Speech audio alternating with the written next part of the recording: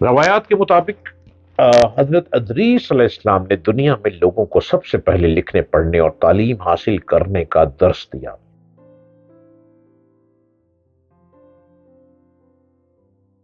Hello, السلام علیکم۔ آپ دیکھ رہے ہیں یوٹیوب چینل ڈاکٹر جلیل اسلم آفیشل، اور ہر روز میں آپ کے ساتھ گفتگو کر ہی رہا ہوں۔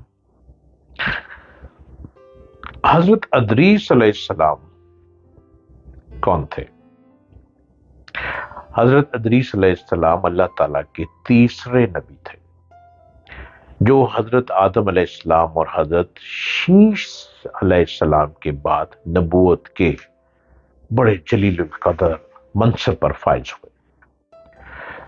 مورخین کے مطابق آپ کی ولادت بابل، عراق یا مصر کے شہر منفیس میں ہوئی، یعنی منف میں ہوئی۔ آپ کا اصل نام اخنوخ تھا، جبکہ قرآن کریم اور احادیث سے مبارکہ میں آپ کو ادریس کے نام سے پکارا گیا ہے۔ روایات کے مطابق حضرت ادریس علیہ السلام نے دنیا میں لوگوں کو سب سے پہلے لکھنے پڑھنے اور تعلیم حاصل کرنے کا درس دیا، بلکہ اپنی زندگی کا بیشتر حصہ اسی درس و تبلیغ میں صرف کیا۔ چنانچہ لوگ آپ کو ادریس یعنی درس دینے والا کہہ کر پکارنے لگے۔ آپ کا حضرت شیس علیہ السلام کی 5ویں پشت سے تعلق تھا، اور آپ کا شجرہ نسب یوں ہے: ادریس علیہ السلام بن یارد بن مہلائل بن کینن بن انوش بن شیس بن آدم علیہ السلام۔ حضرت ادریس علیہ السلام منصب نبوت پر حضرت شیس کا انتقال ہوا تو کچھ عرصے بعد ان کے پیروکار بہت محدود تعداد میں رہ گئے۔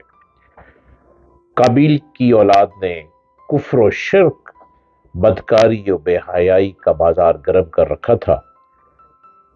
زناکاری، شراب نوشی عام تھی، پاکیزہ رشتوں کی پہچان ناپید ہو چکی تھی، بتوں کی پوجا اور آگ کی پرستش ہو رہی تھی۔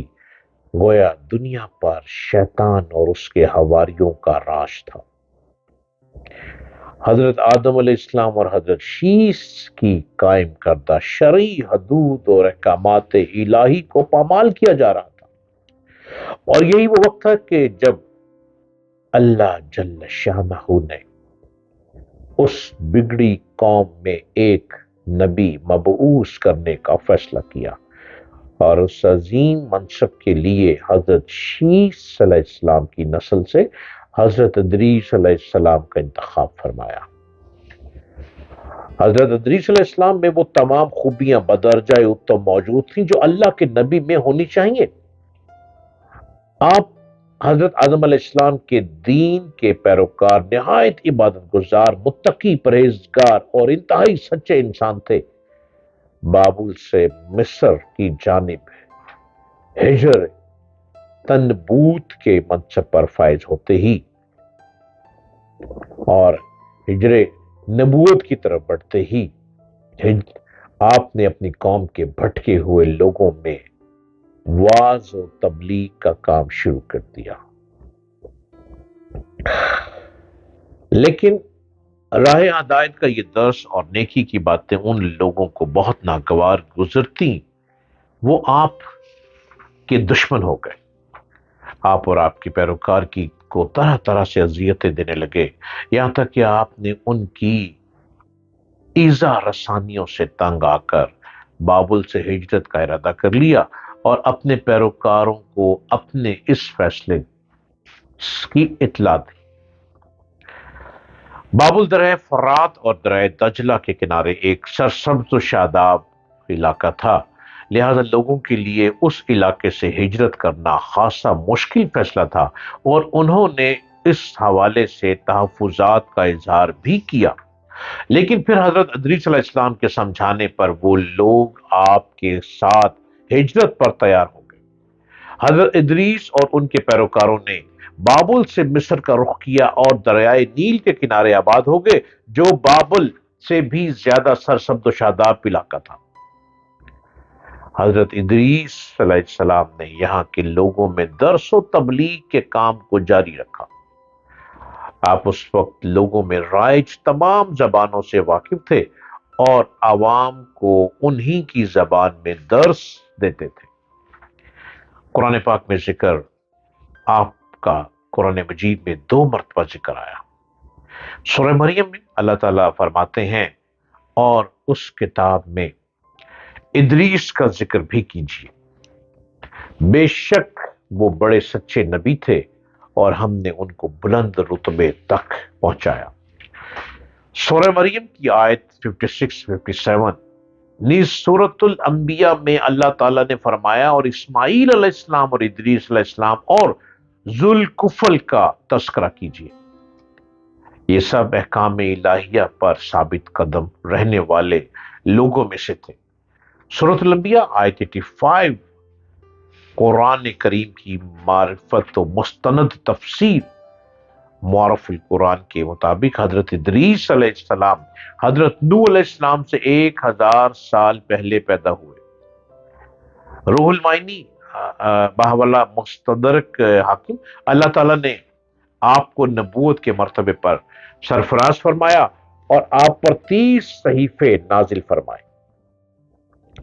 حضرت ادریس علیہ السلام وہ پہلے انسان ہیں جنہیں علم نجوم اور حساب بطور معجزہ عطا کیے گئے۔ سب سے پہلے انہوں نے ہی قلم سے لکھنا اور کپڑا سینا ایجاد کیا۔ ان سے پہلے لوگ عموماً جانوروں کی کھال لباس کے طور پر استعمال کیا کرتے تھے۔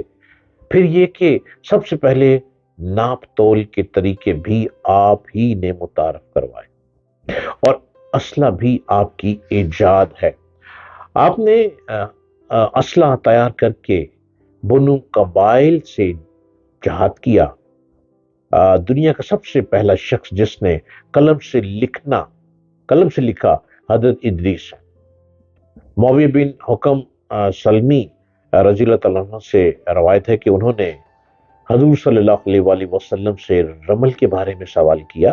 یہ ایک ایسا علم ہے جس میں ریت پر مخصوص لکیریں کھینچ کر کچھ معلوم کیا جاتا ہے۔